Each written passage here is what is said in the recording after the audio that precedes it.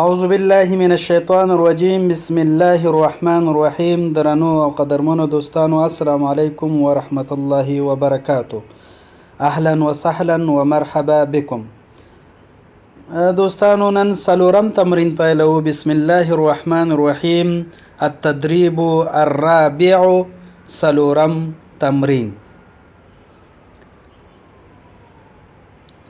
صندوق فوق مكتب. صندوق فوق مكتب. صندوق لپاسه د میز ده. سبورة فوق حامل. سبورة فوق حامل. تخته لپاسه د حامل کوونکی. حامل دا معنی چې د څه لپاسه وي، مثلا د څه لپاسه ایښودل شوي تخته. قلم فوق كتاب. قلم فوق كتاب. قلم لپاسه د څه ده؟ د کتاب ده. کتاب فوق مكتبة. کتاب فوق مكتبة. کتاب لپاسه د چی ده؟ کتابتون. التدریب الخامس، پنځم تمرین. خریطة، خریطه یا نقشه. بطاقة، پیژندپاڼه. صندوق، صندوق. التدریب السادس، شپږم تمرین.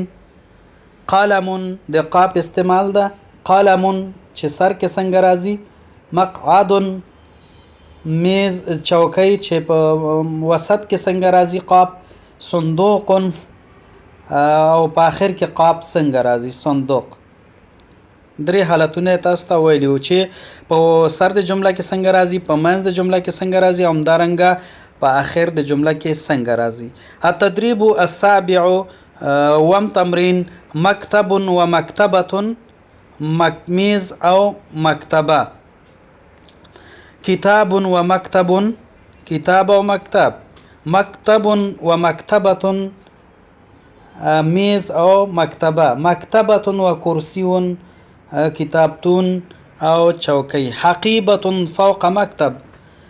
حقیبه بکس لپاسه د څه ده؟ مکتب یا لاسي بکس. خریطة فوق مکتب، نقشه لپاسه د میز ده. قلم فوق صندوق، قلم لپاسه د څه ده؟ د صندوق ده. حقیبة فوق مکتب، حقیبه لپاسه د څه ده؟ د مکتب ده. درنو قدرمنو دوستانو، دا و زمونږ د نن ورځې تمرینات. انشاءالله راتلونکې ورځ به تاسو ته نوی درس پیلو چې هغه دریم درس ده. ډیره زیاته مننه. کور مو ودان.